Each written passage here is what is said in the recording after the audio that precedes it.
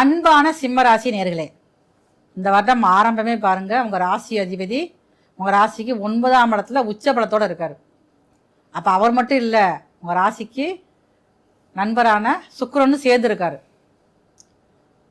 அப்ப இந்த வருடம் ஆரம்பத்திலே உங்களுக்கு ஆடை ஆபரண சேர்க்கை அதிகமாக இருக்கும். பெண்களாக இருந்தீங்க அப்படின்னா, இதே இது ஆண்களாக இருந்தால் உங்களுக்கு பிடித்தமான வண்டி வாங்கி மகிழ்வீங்க. வேலையாட்களால் பிரச்சனைகள் வரக்கூடிய ஆண்டாகவும் இந்த ஆண்டு இருக்குது. எல்லாமே உங்களை சுற்றி உள்ளவங்க உங்களை பார்த்து பொறாமை அதிகமாக நீங்களே பட வைப்பீங்க. அந்த அளவுக்கு உங்களுடைய வளர்ச்சியானது இருக்கும். நீங்கள் தான் பயந்துக்கிட்டு இருப்பீங்க, எனக்கு அஷ்டம சனி நடக்குன்னு சொல்லிட்டு. ஆனால் அது ஒரு காரணமும் கிடையாது. பூர்வீகத்தில் கொஞ்சம் பிரச்சனைகள் இருக்குது. ஆனால் அந்த அதே இது பூர்வீகத்தினால உங்களுக்கு இந்த வருடத்தோட பிற்பகுதியில் லாபங்கள் அதிகரிக்கக்கூடிய ஆண்டாக இருக்கிறது. தந்தை வழி சொத்துக்கள், தந்தை வழி உறவுகளால் உங்களுக்கு ஆதாயம் அதிகரிக்கும். சிம்ம ராசிக்காரங்க விவசாயம் பண்ணிக்கிட்டு இருக்கீங்கன்னா, இந்த வருடத்தோட பிற்பகுதியில் அதிகமான நீங்கள் மகசூல் பெற்று லாபம் அடையக்கூடிய வாய்ப்பு இருக்குது. ஆனால் நீங்கள் கொஞ்சம் நீங்கள் எதுவுமே கவனமாக செய்யும். இந்த வருடம் முழுக்கவே நீங்கள் கவனமாகத்தான் இருக்கணும்.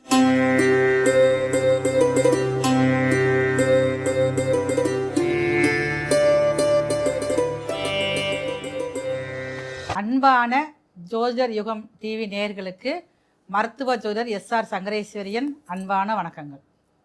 தமிழ் புத்தாண்டு 14/4/2026 காலை 9:30க்கு ரிஷப லக்னத்தில் இந்த இனிய தமிழ் புத்தாண்டானது பிறக்குது. உங்கள் அனைவருக்கும் இனிய தமிழ் புத்தாண்டு வாழ்த்துக்கள். பராபவ வருடம் எப்படி இருக்க போகுது அப்படின்னு சொல்லி பார்த்தீங்கன்னா, இந்த வருடம் ஆரம்பத்திலே உங்களுக்கு உங்களுடைய லக்னம், அதாவது இந்த புது வருடம் பிறக்கக்கூடிய லக்னமானது ரிஷப லக்னத்தில் பிறக்குது. ரிஷப லக்னத்துக்கு 2ஆம் இடத்துல மிதுன வீட்டில் பாருங்களேன், தனகாரகரான குரு இருக்கார்.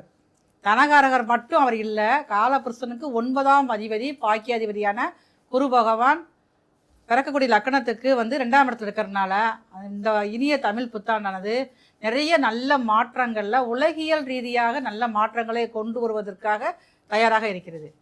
இந்த இனிய தமிழ் புத்தாண்டில் பொதுவாக நம்ம பார்க்குறப்ப பாருங்கள், உலக நாட்டுகளில் பாருங்கள் அதிகமான சண்டை சச்சரவுகள், அது போர் பற்றிய பயம் எல்லாத்துக்குமே இருக்குது.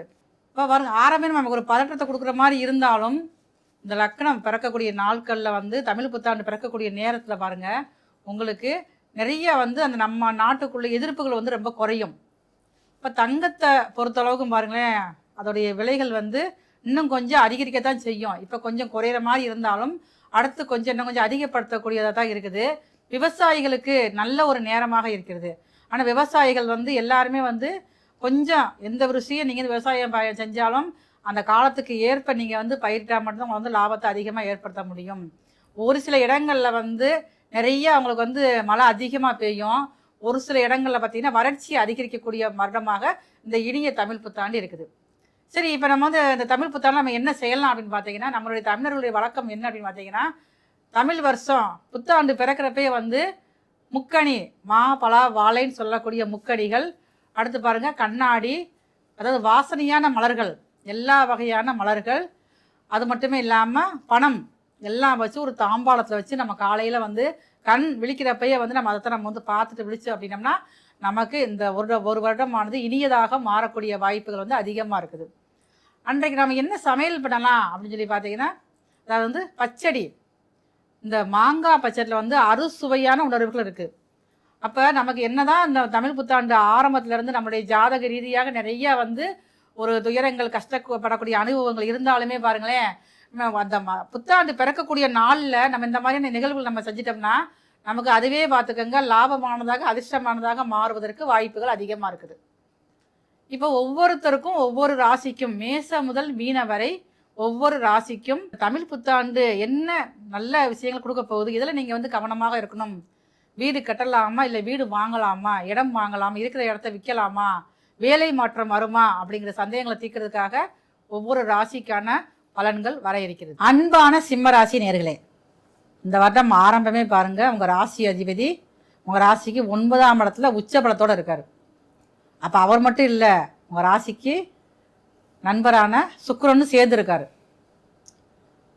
அப்போ இந்த வருடம் ஆரம்பத்திலே உங்களுக்கு ஆடை ஆபரண சேர்க்கை அதிகமாக இருக்கும். பெண்களாக இருந்தீங்க அப்படின்னா, இதே இது ஆண்களாக இருந்தால் உங்களுக்கு பிடித்தமான வண்டி வாங்கி மகிழ்வீங்க. ரொம்ப நாளாக பாருங்கள், எனக்கு இந்த மாதிரி மாடல் எனக்கு வண்டி பிடிச்சிருக்கு, அதனால் இப்போ வாங்க போகிறேன் நினச்சிட்டே இருப்பீங்கள்ல. அப்போ அந்த வருடத்தில் தமிழ் வருடம் பிறந்த உடனே வைகாசி மாதத்தில் வண்டி வாங்கக்கூடிய வாய்ப்புகள் அதிகமாக இருக்குது. அதுவும் பாருங்கள் புது மாடலாக இருக்கும்.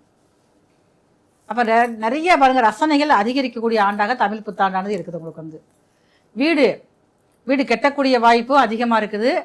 அதுவும் பாருங்கள் சாதாரணமாக நீங்கள் கெட்ட மாட்டீங்க, ரசனையாக நீங்கள் கெட்ட ஆரம்பிப்பீங்க.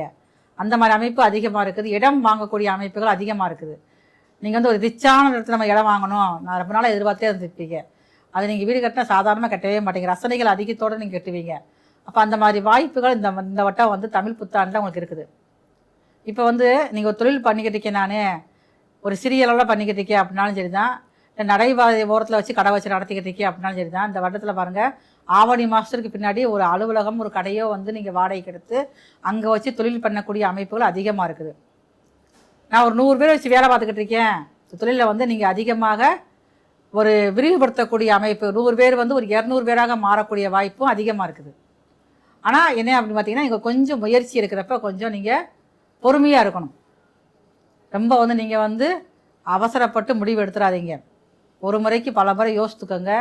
வேலையாட்களால் பிரச்சனைகள் வரக்கூடிய ஆண்டாகவும் இந்த ஆண்டு இருக்குது. எல்லாமே உங்களை சுற்றி உள்ளவங்க உங்களை பார்த்து பொறாமை அதிகமாக நீங்களே பட வைப்பீங்க. அந்தளவுக்கு உங்களுடைய வளர்ச்சியானது இருக்கும். நீங்கள் தான் பயந்துக்கிட்டு இருப்பீங்க, எனக்கு கஷ்டமாக சரி நடக்குன்னு சொல்லிட்டு. ஆனால் அது ஒரு காரணமும் கிடையாது. அத்தனை தடைகளையும் தாண்டி முன்னேறக்கூடிய வாய்ப்பு வந்து உங்களுக்கு. ஏன்னா 8ஆம் இடத்துக்காரன குரு பகவான் வைகாசி மாதத்தில் வந்து உங்கள் ராசிக்கு 12ஆம் இடத்துக்கு வராரு. அப்போ 8ஆம் அதிபதி வந்து 12ல் இருக்கிறது, அது ஒரு திடீர் அதிர்ஷ்டத்தை தான் கொடுக்கும். ஆனால் நீங்கள் பாருங்க வீட்டில் வந்து குடும்பத்தோடு சேர்ந்து இருக்கவே முடியாது. தொழில் விஷயமாகவோ இல்லை வேலை விஷயமாகவோ அடிக்கடி நீங்கள் இடத்த வந்து நீங்கள் மாற்றிக்கிட்டே இருப்பீங்க. அப்போ நிர்வாகத்திறமை இன்னும் கொஞ்சம் அதிகரிக்கக்கூடிய அளவுக்கு உங்களுக்கு வந்து பவர் அதிகமாகும். அப்போ நண்பர்களால் உங்களுக்கு கொஞ்சம் பிரச்சனைகள் வரக்கூடிய ஆண்டாக இருக்கணும். நண்பர்கிட்ட நீங்கள் கொஞ்சம் எச்சரிக்கையாக இருந்துக்கங்க. தொழிலில் வந்து நீங்கள் புதுசாக ஏதாவது ஒரு நீங்கள் யுக்தியை நீங்கள் வந்து பயன்படுத்துவீங்க. ஏற்கனவே உங்களுடைய திறன் நல்லா தான் இருக்கும், திறமை நல்லா தான் இருக்கும். இருந்தாலும் நம்ம இதே படிக்கிறதுக்கு புதுசாக ஏதாவது நம்ம யோசித்து பண்ணுவோம் அப்படிங்கிற அமைப்பில் நீங்கள் வந்து போயிருப்பீங்க. அப்படி செய்கிறப்ப தொழில் தான் கொஞ்சம் உங்களுக்கு வந்து மென்மேலும் சிறக்கக்கூடிய வாய்ப்புகள் வந்து அதிகமாக இருக்குது. பூர்வீகத்தில் கொஞ்சம் பிரச்சனைகள் இருக்குது. ஆனால் அந்த அதே இது பூர்வீகத்தினால உங்களுக்கு வந்து இந்த வருடத்தோட பிற்பகுதியில் லாபங்கள் அதிகரிக்கக்கூடிய ஆண்டாக இருக்கிறது. தந்தை வழி சொத்துக்கள், தந்தை வழி உறவுகளால் உங்களுக்கு வந்து ஆதாயம் அதிகரிக்கும். எத்தனை வருஷமாக ரொம்ப வருஷமாக உங்கள்கிட்ட பேசாமல் அவங்கள வந்து ஒதுக்கி வச்சுருப்பாங்க, இல்லை நீங்கள் அவங்களை ஒதுக்கி வச்சுருப்பீங்க அவங்களுடைய செயல்பாடுகளை பிடிக்காமல். ஆனால் பாருங்கள் அவங்க வந்து இப்போயே வந்து உங்களை வந்து மனசை திருப்பி அவங்க மனம் திரும்பி உங்களை எப்படியாவது பேச வைக்கணும், உங்களோட நட்பு வேணும், உறவுகள் வேணும் அப்படின்னு சொல்லக்கூடிய வாய்ப்புகள் வந்து உங்களை விரும்பி வந்து உறவாடக்கூடிய வாய்ப்புகள் அதிகமாக இருக்குது. உங்களுடைய வாழ்க்கை துறையோட உடல் நலத்தில் ரொம்ப கொஞ்சம் கவனமாக வேணும். ஏன்னா 7ஆம் இடத்துல ராகு இருக்கிறதுனால அவங்க வந்து வண்டி வாகனத்தில் போகிறப்ப கொஞ்சம் கவனமாக இருக்க சொல்லுங்கள்.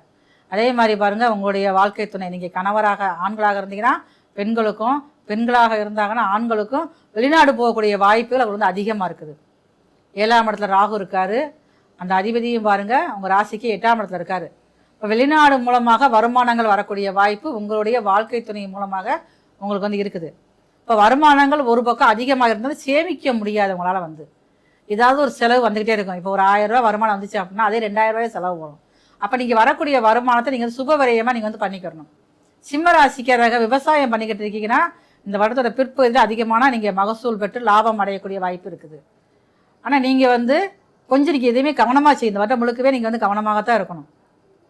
சனி பகவான் 8ல் இருக்கார், கேது ராசிலேயே உட்காந்துருக்காரு, 7ல் ராகு இருக்கிறதுனால இந்த வருடம் முழுவதுமே வந்து ரொம்ப நீங்கள் கவனமாக இருந்தால் மட்டும்தான் லாபத்தை அதிகமாக பெறக்கூடிய ஆண்டாக தமிழ் புத்தாண்டானது இருக்கும். அப்போ வந்து கணவன் மனைவிக்குள்ளே அப்போக்கப்போ கொஞ்சம் பிரச்சனைகள் சண்டை சச்சரவு வந்தாலுமே வந்து நீங்கள் வந்து ஒதுங்கி போயிடுவீங்க. உங்களுடைய குழந்தைகள் வழியில் உங்களுக்கு சின்னதாக ஒரு மனசில் ஒரு ஆதங்கம் இருந்துக்கிட்டே இருக்கும். எப்போ என்னுடைய பிள்ளை முன்னுக்கு வருவான், எப்போ என்ன சொல்கிறத கேட்பான். ஏன்னா 5 கூடிய குரு பகவான் உங்கள் ராசிக்கு 12ஆம் இடத்துல இருக்கார். இப்போ இந்த மாதிரியான குழப்பமான எண்ணங்கள் உங்களுக்கு கொடுத்துக்கிட்டே இருக்கும் உங்களுக்கு வந்து. அப்போ இதனால் நீங்கள் வந்து உங்கள் பிள்ளைகளை பற்றி கவலைப்படுறதை விட்டுருங்க. அவங்களுடைய லைஃப் வந்து அவங்களே சரியாக்கக்கூடிய பக்குவத்தில் அவங்க இருப்பாங்க. நீங்கள் உங்களுடைய முன்னோர்கள் வழிபட்ட குலதெய்வத்துக்கு இந்த வருடம் முழுவதும் நீங்கள் போயிட்டு வரணும். ஏன்னா 5ஆம் அதிபதி வந்து உங்கள் ராசிக்கு 12ஆம் இடத்துல இருக்கிறனால இந்த வருடத்தில் ஒரு மாதத்துக்கு ஒரு முறையாக முன்னோர்கள் வழிபட்ட குலதெய்வத்துக்கு நீங்கள் போயிட்டு வாங்க. இந்த உங்கள் ராசிக்கு பாருங்கள் இடம் பூமி வாங்கக்கூடிய அமைப்பு அதிகமாக இருந்தாலும் அந்த இடத்துல வந்து வாஸ்து குறைபாடு இருக்கான்னு நீங்கள் வந்து பார்த்து வாங்குங்க. ஏன்னா ஆரம்பத்திலே பார்த்தீங்கன்னா 7ஆம் இடத்துல ராகு இருக்கார், கூட வந்து சந்திரனும் போய் சேர்ந்துருக்காரு. அப்போ அந்த இடத்துல பாருங்கள் ஏதாவது கிணறுகள் சரியான முறையில் இல்லாமல் இருக்கலாம், வாஸ்துப்படி இல்லாமல் இருக்கலாம். அந்த மாதிரி இடங்கள் அமையறதுக்கு வாய்ப்பு அதிகமாக இருக்குது. இல்லை அதனால் வந்து மயானங்கள் இடத்துல இடம் கூட அமையலாம் அவங்களுக்கு வந்து. அதனால் வந்து கொஞ்சம் அந்த இடம் வாங்கக்கூடிய இடங்களில் வந்து எப்படி இருக்குது சரியாக செக் பண்ணி வாங்கினீங்கன்னா பெரிய பாதிப்புகள் எதுவுமே வராது. இப்போ சுருக்கமாக சொல்லணும்னா இந்த ஆண்டு முழுவதுமே நீங்கள் கொஞ்சம் நிம்மதியும் இருக்க நினச்சிங்கன்னா கொஞ்சம் கவனமாக இருந்தீங்களா மட்டும்தான் முடியும். நண்பர்களை விட்டு கொஞ்சம் நீங்கள் வந்து விலகி இருந்துக்கங்க. அதிகமான ஒரு நட்பு உங்களுக்கு வேண்டாம். இந்த வருடம் முழுவதுமே உங்களால் முடிந்த அளவுக்கு கும்பகோணம் அருகில் இருக்கக்கூடிய கஞ்சனூர் சென்று வாங்க. கஞ்சனூர் சென்று அங்கே இருக்கக்கூடிய சுக்கிர பகவானை வழிபாடு செஞ்சுட்டு வாங்க. அது நீங்கள் வந்து வெள்ளிக்கிழமை போகணும். வெள்ளிக்கிழமை மதிய நேரத்தில் பூஜை வைப்பாங்க 1 மணிக்கு.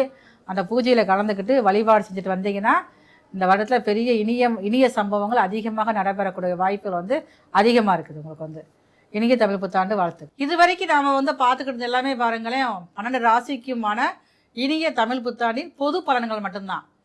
இதே இது பாருங்க, உங்களுடைய சுய சாதகப்படி உங்களுக்கு என்ன திசை நடக்குது, உங்களுக்கு என்ன மாதிரி நன்மைகள் நடக்க இருக்குது அப்படிங்கிற விஷயங்களை நீங்கள் தெரிஞ்சுக்கணும் அப்படின்னா கீழே உள்ள நம்பருக்கு நீங்கள் வந்து எனக்கு வந்து ஃபோன் பண்ணி நீங்கள் அப்பாயின்மெண்ட் வாங்கிட்டு நீங்கள் இந்த ஜாதகம் பார்க்கணுன்னா விருப்பப்பட்டீங்கன்னா தொடர்பு கொள்ளுங்கள். உங்களுக்குரிய அத்தனை விஷயங்களும் செஞ்சு தரப்படும்.